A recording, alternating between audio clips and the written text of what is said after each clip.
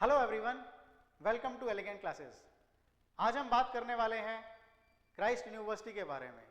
Christ university Bangalore की बहुत ही popular university है और अगर आप बीबीए कोर्स परस्यू करना चाहते हैं 12th के बाद, सो इंडिया की टॉप 5 यूनिवर्सिटीज़ में क्राइस्ट यूनिवर्सिटी का नाम आता है। इसके 6 कैंपसेस हैं और नॉर्थ इंडिया में भी एक कैंपस है गाजियाबाद में, और जो इसका मेन कैंपस है या अदर 5 कैंपसेस हैं वो आपके साउथ इंडिया में ही हैं। इसका जो मेन कैंपस है वो बेंगलोर में लोकेटेड है। सो इसमें अगर आपको एडमिशन लेना है तो इसके लिए आपको एक एंट्रेंस एग्जाम फाइट करना होता है, और सिर्फ एंट्रेंस एग्जाम के बेसिस पे ही इसमें एडमिशन नहीं होता है। इसमें आपको एक प्रेजेंटेशन भी देना होगा, एक स्किल असेसमेंट टेस्ट भी होगा और इंटरव्यू भी होगा। तो इन सब पैरामीटर को कंबाइन करके आपका एडमिशन क्राइस्ट यूनिवर्सिटी में होता है। चलिए जानते हैं डिटेल में कंप्लीट एडमिशन प्रोसेस के बारे में। तो यहाँ पे जब हम बात करते हैं किसी भी एंट्रेंस एग्जाम की, तो जब हमारे सामने बोर्ड होता है तो सबसे पहले हम बोर्ड की प्रिपरेशन में व्यस्त होते हैं।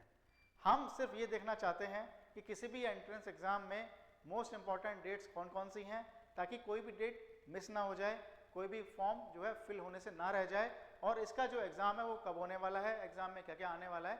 तो बेसिक थिंग्स जो हैं वो हम जानना चाहते हैं। तो ये मैं आपको बता दूं कि क्राइस्ट यूनिवर्सिटी में एडमिशन के लिए आपको 2 मौके मिलते हैं, यानी कि एंट्रेंस एग्जाम 2 बार कंडक्ट कराया जाता है। एक बार जो एग्जाम इस बार कंडक्ट कराया जाएगा वो 6 अप्रैल को कराया जाएगा, और इसकी एप्लीकेशन की जो लास्ट डेट है वो 27 मार्च है। तो आप ये बात समझिए, जब अप्रैल 6 को एग्जाम होगा तो कोई भी स्टूडेंट 12th में पढ़ रहा होगा तो सबसे पहले उसके मन में एक ही ख्याल आएगा कि बॉस मेरे को पहले बोर्ड पे फोकस करना है, मैं पैरेलली इन 2 एग्जाम, मतलब इस बोर्ड के एग्जाम में भी और क्राइस्ट यूनिवर्सिटी के एग्जाम में साथ साथ फोकस नहीं कर सकता हूँ। तो इसलिए बहुत कम लोग जो हैं ये एंट्रेंस एग्जाम को देते हैं, लेकिन इसमें सक्सेस होने के चांसेस आपके ज़्यादा होते हैं, वही कम लोग अपीयर होते हैं इसमें। तो अगर आप थोड़ा भी टाइम आपने पहले निकाला हुआ है अपने एप्टीट्यूड एग्जाम के लिए, एप्टीट्यूड प्रिपरेशन के लिए, तो आपके लिए बहुत ही बेनिफिशियल होगा। अगर आपने सीयूईटी एग्जाम की प्रिपरेशन की है, आईपी मैट ही करी है, या और भी कोई एंट्रेंस एग्जाम की आपने प्रिपरेशन की है जहाँ पे एप्टीट्यूड पूछा जाता है, तो मेरा ऐसा मानना है कि आपको ये वाला स्लॉट भी जो है, ये वाला फेज का एग्जाम भी है, वो भी आपको ज़रूर देना चाहिए। इस अगर आप नहीं दे सकते हैं, प्रिपरेशन नहीं हो सकती है, तो कोई इशू वाली बात नहीं है। आपको एक और मौका दिया जाता है जब आपके बोर्ड एग्जाम खत्म हो जाएंगे, यानी कि 29 अप्रैल तक आप इसको अप्लाई कर सकते हैं। फेज 2 में जो है अप्लाई कर सकते हैं एंट्रेंस एग्जाम के लिए, और इसका जो सेकेंड फेज का एग्जाम कंडक्ट कराया जाएगा वो 9 मई को कराया जाएगा, जो कि फ्राइडे होगा। यानी 6 April will be Sunday and 9 May will be Friday. Obviously बात है, बोर्ड एग्जाम के साथ बहुत सारे स्टूडेंट एग्जाम को नहीं देते हैं, इसीलिए मैक्सिमम लोग जो है 9 मई को जो है अपीयर करते हैं। इसमें ऐसा कोई सिस्टम नहीं है कि आपका दोनों एग्जाम का नॉर्मलाइजेशन होगा, ऐसा कुछ नहीं है। पहले जो एग्जाम है उसका स्टैंड अलोन रिजल्ट होगा, सेकंड जो एग्जाम है उसका स्टैंड अलोन रिजल्ट होगा, दोनों का आपस में कोई लिंक नहीं होगा। अगर आपके पहले के थ्रू ही एडमिशन हो जाता है तो सेकंड वाले देने की जरूरत नहीं है। पहले के थ्रू नहीं होता है ओवरऑल स्कोर के बेसिस पे, तो आप दूसरा मौका आपको दिया जाएगा, आप उसके लिए अप्लाई कर सकते हैं, और उसका जो प्रोसेस है उसमें जो है आप प्रॉपरली बैठ सकते हैं। मैंने आपको ऐसा बताया कि इसमें सिर्फ एंट्रेंस एग्जाम के बेसिस पे एडमिशन नहीं होता है, it is a 3 stage process, 3 phase process. तो पहला तो आपका एंट्रेंस टेस्ट होगा। इस एंट्रेंस टेस्ट में क्या सिलेबस होगा, एग्जाम पैटर्न क्या होगा, वो हम अगली कुछ स्लाइड्स में देखने वाले हैं। लेकिन पहले मैं आपको ये बता दूं कि जो सीयूईटी का एग्जाम होता है, जो स्टैंड अलोन एग्जाम है अपना दिल्ली यूनिवर्सिटी वगैरह में एडमिशन के लिए, कॉमन यूनिवर्सिटी एंट्रेंस टेस्ट, उसमें और इसमें मेजर डिफरेंस है। इनफैक्ट सीयूईटी की बात करें या इंडिया के और भी कोई एग्जाम की बात करें, चाहे वो आईपीयू सीईटी हो, चाहे वो सिम्बोसिस का एग्जाम हो, चाहे वो सेंट जेवियर्स का एग्जाम हो, कोई भी एप्टीट्यूड बेस्ड एग्जाम होता है उसमें 12th के सब्जेक्ट नहीं पूछे जाते हैं। 12th के बाद किसी भी कॉलेज में एंट्रेंस एग्जाम होता है अगर, तो 12th के सब्जेक्ट नहीं पूछे जाते हैं।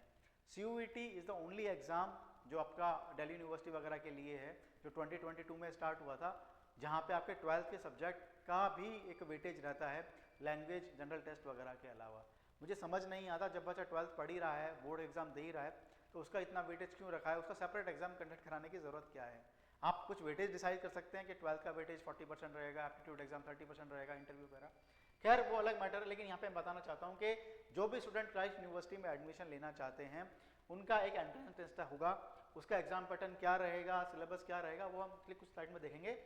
लेकिन फिलहाल सिर्फ इतना ही कि इसमें कोई भी 12th के सब्जेक्ट एग्जाम नहीं होता है, यानी कि अगर मैं आर्ट्स से हूँ, मैं साइंस से हूँ, मैं कॉमर्स से हूँ, तो मुझे कोई एडिशनल वेटेज नहीं मिलेगा और मुझे कोई उन सब्जेक्ट्स का एग्जाम देने को नहीं मिलेगा। जो सब्जेक्ट्स होंगे वो सभी के लिए सेम होंगे, किसी पर्टिकुलर स्ट्रीम के लिए सब्जेक्ट जो है वो 12th के बेसिस पे नहीं होगा। दूसरा, ये एग्जाम जो होगा आपको कंप्यूटर बेस्ड टेस्ट होगा, यानी कि आपको एक टेस्ट सेंटर अलॉट किया जाएगा पर्टिकुलर डेजिग्नेटेड सिटीज़ में। आप उन टेस्ट सेंटर पे जाएंगे, आपके सामने कंप्यूटर होगा और उस पर बेस्ड एग्जाम होगा। एमसीक्यू बेस्ड एग्जाम होता है, सब्जेक्टिव नहीं होता है। तो ये पहली बात, तो एग्जाम कंप्यूटर बेस्ड होगा। दूसरा, आप घर पे नहीं दे सकते हैं। जब कोविड था तो it became internet based exam, IBT, यानी आप घर पे अपने सिस्टम से भी दे सकते हैं, दैट वाज प्रॉक्टर्ड। लेकिन अभी ऐसा नहीं है, आपको सेंटर पे जाना होगा, सेंटर पे आपके कंप्यूटर स्क्रीन हो, जैसे CUET में होता है सेम वैसा ही प्रोसेस रहेगा और आप वहाँ पे एग्जाम देंगे। लेकिन इतना ही सफिशिएंट नहीं है, एग्जाम में अपीयर होने के बाद आपको कुछ और फेजेस से गुजरना होगा, यानी कि आपका एक स्किल असेसमेंट टेस्ट होगा। ये बेसिकली एक टाइप का रिटन टेस्ट होता है, जहाँ पे आपको कोई पर्टिकुलर टॉपिक गिवन होता है और उस टॉपिक पे आपको 2 से 3 पैराग्राफ यानी वर्ड्स गिवन होते हैं, 300 to 500 वर्ड्स, उसमें आपको एक ऐसे लिखना होता है। तो ये जो टॉपिक रहता है जनरली जो रहता है वो आपका एक लेटेस्ट टॉपिक रहता है। In today's world it can be like digital India और it can be like usages of AI, I mean it's a boon और बेन, इस तरह की चीज़ें आपके सामने आ सकती हैं। तो ये स्किल असेसमेंट जो होता है बेसिकली एक टाइप का रिटन एबिलिटी टेस्ट होता है। थर्ड जो होता है आपका वो माइक्रो प्रेजेंटेशन होता है और आपका एक पर्सनल इंटरव्यू होता है। अगर हम माइक्रो प्रेजेंटेशन की बात करें तो आपको ऑन द स्पॉट एक टॉपिक गिवन होगा और उस टॉपिक पे आपको बोलना होगा अराउंड 90 सेकेंड्स, लगभग 1.5 मिनट तक आपको एक प्रेजेंटेशन देना होगा। आपके सामने जजेस बैठे होंगे और उसके बाद आपका एक पर्सनल इंटरव्यू भी होगा।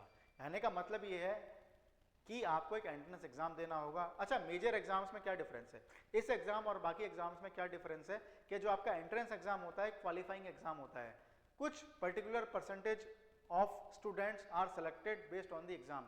यहाँ पे ऐसा नहीं है, हर स्टूडेंट को माइक्रो प्रेजेंटेशन देना होगा, हर स्टूडेंट को इंटरव्यू के लिए अपीयर करना होगा, हर एक स्टूडेंट को स्किल असेसमेंट जो है इस वाली फेज से जाना होगा और ऑब्वियसली एंट्रेंस एग्जाम तो अपीयर करना ही होगा। तो ये सभी जो फेजेस हैं, सभी जो राउंड्स हैं, सभी जो स्टेजेस हैं, आपको इन सभी को मतलब अपीयर करना होगा और जो कंबाइंड स्कोर होगा उसके बेसिस पे आपको यूनिवर्सिटी में एडमिशन मिलेगा।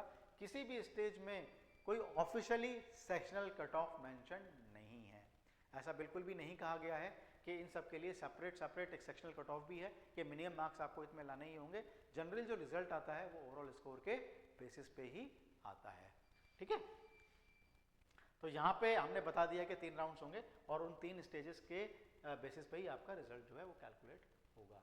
नेक्स्ट हम बात करते हैं जो एंट्रेंस एग्जाम है, वो सबसे एक डिफिकल्ट टास्क मानते हैं लोग, जैसा सोचते हैं कि प्रेजेंटेशन बाद में देखा जाएगा, पहले एंट्रेंस एग्जाम तो अच्छा हो जाए, क्योंकि ये सारे सब्जेक्ट्स जो हैं जो जनरली कोई भी स्टूडेंट 12th में नहीं पढ़ता है। तो यहाँ पे अगर मैं बात करूँ सब्जेक्ट वाइज ब्रेकडाउन की, तो यहाँ पे आपके पास 6 सब्जेक्ट्स हैं जिसके लिए आपको एंट्रेंस एग्जाम में अपीयर करना होगा। टोटल 120 क्वेश्चंस आते हैं 120 मार्क्स के लिए। यानी कि अगर मैं देखूँ तो इंग्लिश लैंग्वेज के 25 क्वेश्चंस हैं for 25 marks, then you have general knowledge के 20 question for 25 marks, 20 question for 20 marks, फिर normally fundamental accounting 10 question for 10 marks. थोड़ा सा माइनर सा एडवांटेज इसमें कॉमर्स स्टूडेंट्स को मिल सकता है बिकॉज 10 जो मार्क्स मिल सकते हैं इजीली। जो आर्ट्स स्टूडेंट्स और साइंस स्टूडेंट उनके लिए थोड़ा सा मुश्किल हो सकता है गेन करना। Then you have reasoning mathematics, mathematics is basically not class maths, it is basically quantitative aptitude like percentage, profit loss, ratio and proportion, time and work, time and distance, थोड़ी सी हायर मैथ्स भी इसमें आती है, geometry, mensuration भी, permutation, combination, probability. So in total there are 20 questions for 20 marks, that is based on quantitative aptitude. Then you have DI data interpretation and analysis, इसके आपके 20 question for 20 marks. इसमें basically आपके bar chart, pie chart, graph chart, ये सब आपने पढ़े होंगे, उन पे बेस्ड क्वेश्चन पूछे जाते हैं। तो यहाँ पे 120 क्वेश्चन फॉर 120 मार्क्स आपसे पूछे जाते हैं। Total duration of the exam is 120 minutes, यानी 2 घंटे का जो है आपका ये एग्जाम होता है। टोटल क्वेश्चन जो इसमें आते हैं 120 आप देख ही चुके हैं। अगर मैं मार्किंग की बात करूं तो इसमें 1/4 नेगेटिव मार्किंग होती है, यानी कि +1 for every correct answer and minus का 0.25 फॉर एवरी रॉन्ग आंसर आपको मिलता है। तो इस तरह देख सकते हैं आप, ये पूरा मार्किंग स्कीम आपको बता दिया गया है, ये पैटर्न आपके सामने रहता है। इसमें कोई सेक्शनल नहीं रहता है। बाकी एग्जाम्स में क्या रहता है, कुछ एग्जाम्स में ऐसा होता है कि इतने पर्टिकुलर टाइम तक आपको ये सेक्शन अटेम्प्ट करना होगा, इतने पर्टिकुलर टाइम तक ये सेक्शन अटेम्प्ट करना होगा। यहाँ पे ऐसा कुछ भी नहीं है। यहाँ पे ओवरऑल जो टाइम है आपका वो 2 घंटे का है। 2 घंटे में आपको 120 क्वेश्चन अटेम्प्ट करने हैं और कोई सेक्शनल कट ऑफ भी नहीं है। कुछ एग्जाम्स में होता है कि कुछ पर्टिकुलर सब्जेक्ट्स के लिए आपको एक सेक्शनल कट ऑफ क्लियर करनी होगी, पर यहाँ पे ऐसा कुछ भी नहीं है। यहाँ पे कोई सेक्शनल कट ऑफ नहीं है। ओवरऑल स्कोर जो है वही आपका काउंट होगा। तो मेरी सजेशन तो यही रहेगा आपसे, जो भी आपका स्ट्रॉन्ग सब्जेक्ट है उसकी आप ज़्यादा तैयारी करें, उसकी अच्छे से तैयारी करें और मैक्सिमम क्वेश्चन उसी को अटेम्प्ट करने का ट्राई करें। अगर आपकी मैथ्स पे कमांड है तो आप मैथ्स डीआई वाला रीजनिंग वाला पोर्शन कर सकते हैं। आपकी लैंग्वेज पे कमांड है तो आप लैंग्वेज या फिर थोड़े टाइम में जीके पढ़ सकते हैं, तो जीके पे आपकी कमांड होनी चाहिए। जीके में बेसिकली करंट अफेयर पूछे जाते हैं, लेकिन स्टैटिक जीके भी कुछ क्वेश्चन पूछे जा सकते हैं। और चूंकि बिजनेस बीबीए का मेन एग्जाम होता है ये, तो इसमें कुछ क्वेश्चन जो है वो बिजनेस एप्टीट्यूड के भी या बिजनेस जो अवेयरनेस है उसके भी आपसे पूछे जाते हैं। नाउ हम सिलेबस की एक बार बात कर लेते हैं यहाँ पे। तो यहाँ पे बेसिकली जो मैंने आपके 6 सब्जेक्ट्स बताए हैं वो बेसिक एप्टीट्यूड पे ही हैं। जैसे कि अगर मैं इंग्लिश लैंग्वेज की बात करूँ तो कुछ क्वेश्चन जो होते हैं वो आपके ग्रामर बेस्ड रहते हैं, कुछ वोकैब बेस्ड रहते हैं। रीडिंग कॉम्प्रिहेंशन जो है वो आपसे जरूर पूछा जाता है, एक पैसेज दिया होता है उस पर बेस्ड आपसे क्वेश्चन पूछे जाते हैं। अगर मैं जनरल नॉलेज की बात करूँ तो मैंने आपको बताया current affairs is the most important part. कुछ क्वेश्चन स्टैटिक जीके के और कुछ आपके general awareness most probably business पे जो बेस्ड होते हैं। फंडामेंटल अकाउंटिंग मैंने बताया थोड़ा सा एडवांटेज जो है कॉमर्स स्टूडेंट को इसमें मिलता है, क्योंकि इसमें बेसिक्स ऑफ अकाउंटिंग और फाइनेंशियल प्रिंसिपल पूछे जाते हैं जो कॉमर्स स्टूडेंट के लिए टिप्स पे होते हैं। लेकिन कोई भी आर्ट्स स्टूडेंट जो होगा या फिर साइंस स्ट्रीम का जो स्टूडेंट होगा उसके लिए थोड़ा सा पढ़ना मुश्किल होगा इसमें। रीजनिंग की अगर मैं बात करूं तो बेसिक कोडिंग, डिकोडिंग, पजल्स वगैरह जो है वो इसमें पूछा जाता है। बेसिकली लॉजिक बेस्ड क्वेश्चंस होते हैं, उसके लिए एक्स्ट्रा ऑर्डिनरी पढ़ाई की इसमें ज़रूरत नहीं पड़ती है। मैं क्वांट की मैं बात करूं तो यहाँ पे क्वांट में मैंने आपको टॉपिक्स अभी बताए हैं आपको, अर्थमेटिक, अलजेब्रा, ज्योमेट्री, मैंसुरेशन वगैरह है, इन पे बेस्ड क्वेश्चन इसमें पूछे जाते हैं। एंड डीआई मैंने अभी बताया कि DI through graph, pie chart ये सब आपने पढ़ा हुआ होगा, इन पे बेस्ड क्वेश्चन पूछे जाते हैं। तो यहाँ पे हमने बात करी है अभी एंट्रेंस एग्जाम का पैटर्न क्या रहता है, सिलेबस क्या रहता है, इंपॉर्टेंट डेट्स कौन कौन सी हैं। सो अगर मैं बात करूँ कि इनके अलावा और कौन कौन से एग्जाम्स होते हैं जिसपे आपको फोकस करना चाहिए, तो मैं इतना ही कहना चाहूँगा कि अगर मैं बात करूँ मेजर एग्जाम्स की, तो नो डाउट अगर आपकी मैथ्स पे कमांड अच्छी है और आप शुरू से पढ़ रहे हैं तो IP MAT is the best. IIM Indore के लिए जो होता है, इसके अलावा 5 और IIMs में अभी ये प्रोग्राम चालू हो गया 5 ईयर वाला। इसके अलावा नरसिंह मुंजी की बात करूँ मैं, यानी IMS जो कॉलेज है जिसके लिए NPAT एग्जाम होता है वो आपको ज़रूर अपीयर करना चाहिए। IPU CET एग्जाम होता है दिल्ली यूनिवर्सिटी यानी इंद्रप्रस्थ यूनिवर्सिटी के लिए। अगर आपके पास मैथ्स है सो दिल्ली यूनिवर्सिटी का CUET के थ्रू एडमिशन होने वाला है, वो आपका अच्छा एग्जाम है। Saint Xavier's Mumbai is a good college and Symbiosis university Pune is again a very good college. So इनके डिफरेंट कैंपसेस में है, कुछ नॉर्थ इंडिया में है, कुछ साउथ इंडिया में है। जो भी आपकी सूटेबिलिटी है उसके अकॉर्डिंग आप चेक कर सकते हैं। वो इम्पॉर्टेंट पॉइंट यही है कि CUET के अलावा बाकी सभी एग्जाम्स में आपके डोमेन बेस्ड क्वेश्चन नहीं आते हैं, 12th के सब्जेक्ट क्वेश्चन नहीं आते हैं, सिर्फ एप्टीट्यूड बेस्ड क्वेश्चन ही आते हैं। तो मेरा सजेशन यही है, थोड़ा टाइम निकाल के आप इन पे जरूर फोकस करिए। 12th के बोर्ड इंपॉर्टेंट हैं क्योंकि उनका वेटेज CUET में भी है।